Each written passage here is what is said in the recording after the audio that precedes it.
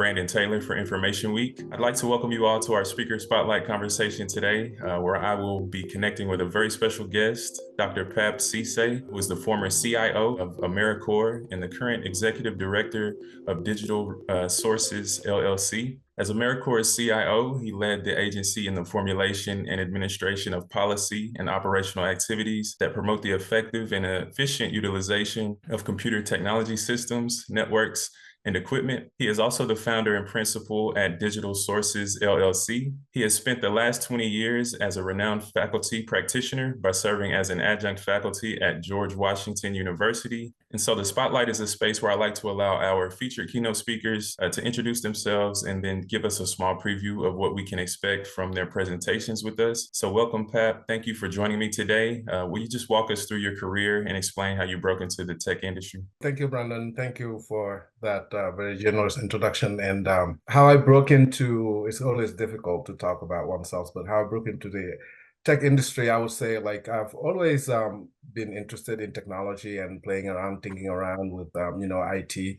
So very early on, I really majored in undergraduate in computer science and computer engineering. And then after that, for grad school, I did information system technology and project management. Could never make up my mind whether I wanted to be a pure techie or like a policy person.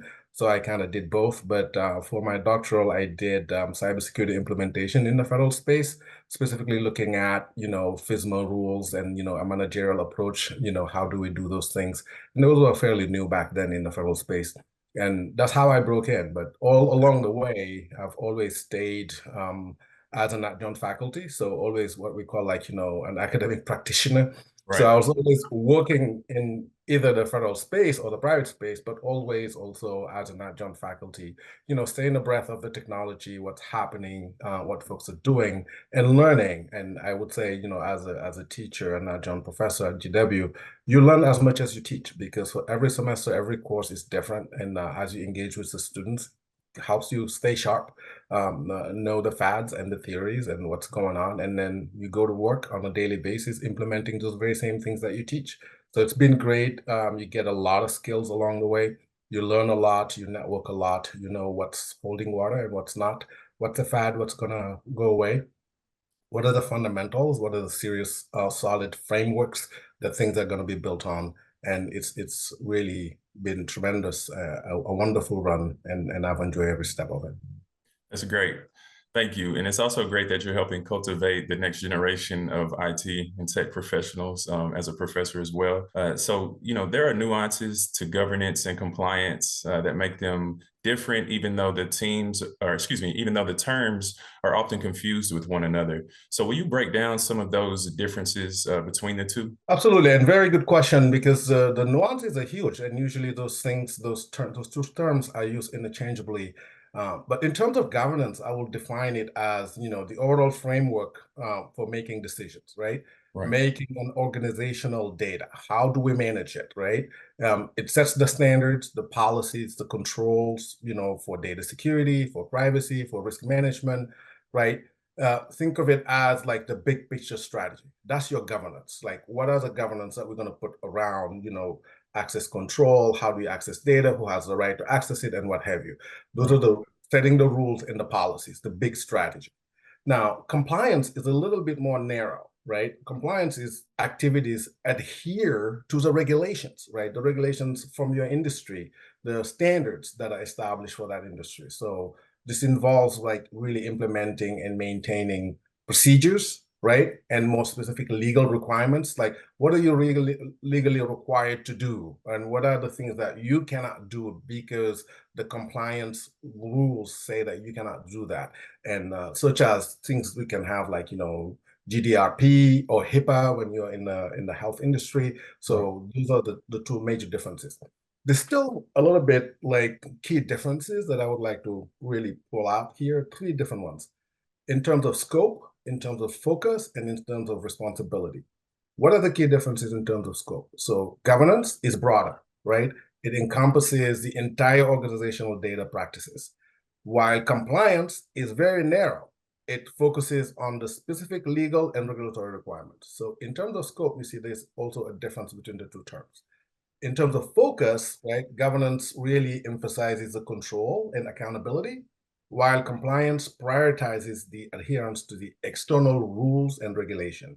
One lastly here in terms of responsibility between governance and compliance, governance is typically a broad level of responsibility. Like there's a board of governance, right, that look at risk, look at lots of different things, and all those are part of the governance, while compliance is usually managed by a dedicated team or a department, like, a risk department that looks at the compliance, and then usually the legal department and make sure that you or any organization is compliant with all of the legal requirements within that industry. When we think about GRC, why does it require such a unified and collaborative approach from these different departments to ensure its success? Absolutely, very good question. And GRC, sometimes a lot of people misunderstand it, because I think it will show a little bit in our talk on Thursday, the 20th, is GRC is whole, it's interconnected pieces, right? So for instance, let's look at data, right? Right. GRC looks at data because data is interconnected. Where's the data within any organization? It's everywhere, right?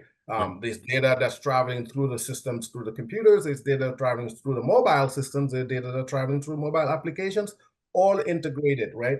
Different departments within an organization handle and use data in various ways. So GRC initiates the need to consider the entire life cycle of that data, from creation to cradling, right? From all departments. That's the first aspect.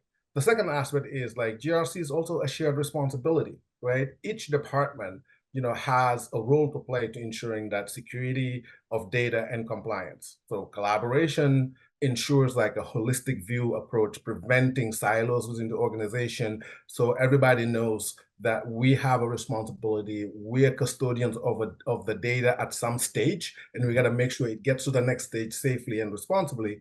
But also GRC, like a streamlined process, right? If you look at it, it's the unified approach, right, that will help the workflows, that will help reduce redundancies, that will help improve efficiencies, because if the data is transformed at one stage and passed to the next one, right, it has to be efficient and not repeated. That way you can gain efficiencies. But more importantly, there's effective communication, and that effective communication that you collaborate and foster within the other departments, understanding their roles and responsibility, ultimately helps any organization make better decisions, because that's your data. And that's how really I would identify the unification of a collaborative approach, right, from different departments that will help a GRC process in any organization. This week, Dr. Cisse, we reported over at Information Week on the Snowflake-related data breaches that occurred this month at companies such as Ticketmaster, Santander Bank, and also Advanced Auto Parts. So will you explain the role of GRC practices that can help prevent data exfiltration? Very, very timely question too, with all those breaches that were reported this week. Absolutely. Few key things that you do that call like more like about cyber hygiene for any organization to have, and some of these really best practices and processes that would help, prevent these types of exfiltration. I would say would be access control and authentication. This has been around for a while, but making sure GRC practices like look at authentication measures. Who's authenticating? Multi-factor authentication, biometrics, right? Making sure granular access of those who should have access to the information do have access to the information. It's not that anybody can get access to it.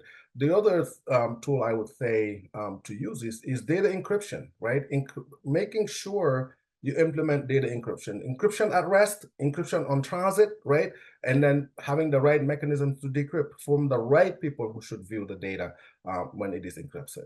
So another thing is probably implementing a data loss prevention, right? How do you create data loss prevention solutions, right? There are lots of tools in the market, right? There's monitoring, blocking tools. That way, if there's huge amount of data that's being transferred out of your system at some peculiar hour in the night, or even during the busy time, and you think it's just regular traffic that's happening within the organization, having to prevent those data losses, throttling them, slowing them down, and there are tools in the market that can help, right? Also, regular security audits and penetration testing so that you're aware of the weaknesses you have, right? So you can fix them. patching regularly, making sure you are aware of your vulnerabilities so that you can address them, because that's what the risk is for the GRC. How do you do properly risk management? And hopefully on Thursday, we'll dive a little bit deeper into that component of risk management to make sure that, the risk component. And how do you also have, incident response plan? If something happens, how do you react? What are the mechanisms? What do you have in place, right? Who do you reach out to? Your ISP or the people who are connected to you. What's your response? Your incident response plan, a well-defined plan that tells you what triggers you have. I would say the GRC practices, when they're implemented effectively, they create a layered defense system that significantly reduces the risk for data exploitation, as seen in Snowflake's breaches that you mentioned. Well said, Pape. And I want to thank you for your time today. And we look forward to watching your keynote presentation on Thursday, June 20th, beginning at 1 p.m. Eastern, titled The CIO's Guide to Enhancing GRC in 2024. Again, this keynote session will be a part of our upcoming live webinar presented by Information Week and sponsored by Logic Gate. So make sure to register for our live webinar at the link within the description box below this video so you don't miss this wonderful event that we have planned for you. My name is Brandon Taylor for Information Week, and this has been our Speaker Spotlight conversation with Dr. Pape Cisse. Thank you for joining me today. Thank you for having me, Brandon.